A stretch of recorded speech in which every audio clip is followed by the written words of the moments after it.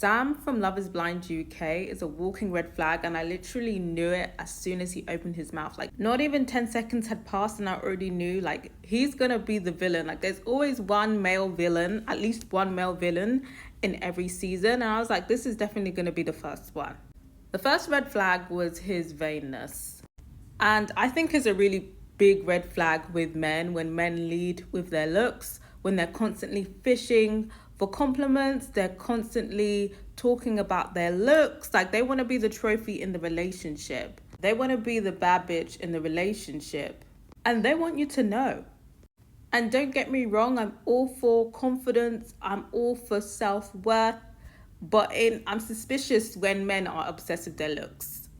And I'm sorry, the way that Sam was talking about his looks, it wasn't given.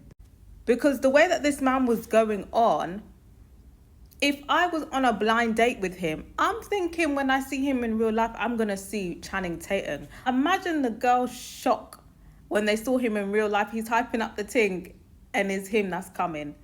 I'm sorry. Unless you're looking like Channing Tatum out here. And I honestly think that his criteria for being like the best looking guy in the world is that he's white, he's got blue eyes, and he's holding on to his hairline.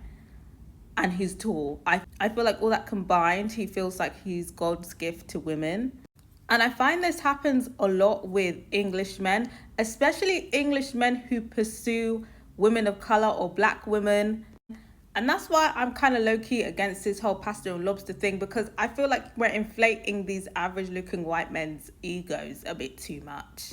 Like, I know Sam would go to Thailand and be shocked that the Thai women are not falling over their heels for him. Like I said, it's a red flag because they want to be the trophy in the relationship. They want to be the bad bitch in the relationship.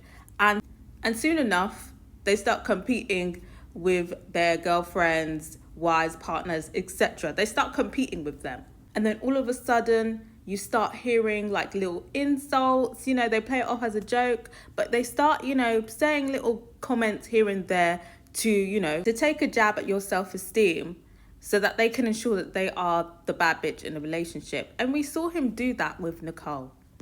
Now, subconsciously, we saw him do that when he met her for the first time. Bearing in mind, he has just seen her for the first time because obviously they've been blind dating. And he says, I don't care what anybody says. She's gorgeous. So who called this woman ugly? Within the space of 10 minutes, you've just seen her for the first time. Who called her ugly? So subconsciously in his head, he's already thinking, I'm the bad bitch in this relationship. I look good. And she will do. It's giving very much that he doesn't think that she's a conventional beauty. But let's look at the optics here. Sam is white and Nicole is black. And he's here saying, I don't care what anybody says. She's gorgeous. Huh? It's not looking good. And it was given very much macro aggression. And then comes the conscious, because they're sitting down and he's talking about, what color are your eyes? He knows damn well that her eyes are brown.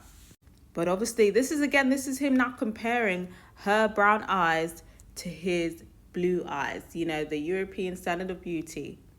And she jokes and she says black because she's got dark brown eyes. And he goes, yeah, boring brown.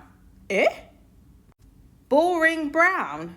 So obviously he clearly thinks that, light eyes or, straight up his blue eyes are the best eye color to have in the whole entire world. But he's just straight up insulted his fiancée that he's just met for the first time and he's just seen what she looks like for the first time. And again, the optics. Nicole is black. He is white with blue eyes, and he's already, like, within the first 5 minutes of meeting, he's insulting her brown eyes because he wants to assert his dominance as the baddest bitch in the relationship. So ladies, you've been warned, don't be going for the overly vain men. The next main red flag was the fact that he kept going on about how nobody loves him, nobody gives him a chance, he just wants someone to love him. Sorry, Mr. Aesthetically, he can get any girl that he wants, but nobody loves him, nobody gives him a chance. The correlation is not matching. So clearly these friends that are saying you can get any girl are imaginary. But also the rhetoric is sounding like, it's sounding like the beginning of when the incel gets into the car and they start shooting people up, honey. If it's early days, just get out of there, because these are the ones that are going to start saying they're going to kill themselves or they're going to kill you. Like, it's giving very much the intro to that. And also, like, sorry, nobody has ever loved you. Nobody's giving you a chance. Why is that? Why is that? I personally wouldn't want to be the one to give someone who's perpetually unloved and perpetually rejected and is clearly affected by that and has a complex about that, and their story is not adding up about them being, so attractive to everybody. I wouldn't want to be the one to give them the first chance of being loved and appreciated. Like, there's one thing desiring to be loved, but then you're like essentially begging women to love you. Absolutely no. Because I already know something is amiss. Like, actually have some self-respect. I think at this point, Jazz had clocked him. But Nicole, my girl Nicole, I don't know why my girl was still locked in. Third main red flag was this whole him just coming on the show for fame conspiracy that was going around in the boys' headquarters. Now, it seemed very clear that a lot of the boys did not like him, and I think for good reason. But obviously, he was pursuing, Jazz kicked him to the curb, so he just went straight for Nicole, and Nicole was pursuing him as well, but she also had somebody else, Benaya. And obviously, Benaya knew that Sam was not shit, and he went to warn Nicole, which is always a bit tricky coming as a love rival to warn your love interest about their other love rival. But he basically told Nicole the tea, and the tea was that he wasn't here for genuine reasons, that he was just here for fame. Now, I personally believe that it was a motive. Was it the only motive? I think he did want to get married, but I think there was definitely some, calculation and ulterior motives going on with Sam in terms of his selection of wives. Now, this could just be editing, but it seemed like his main two connections were women of color, an Asian woman and a black woman. And the most popular couple in Love is Blind history is an interracial couple with a white husband and a black wife. I think he was certainly aware of those optics.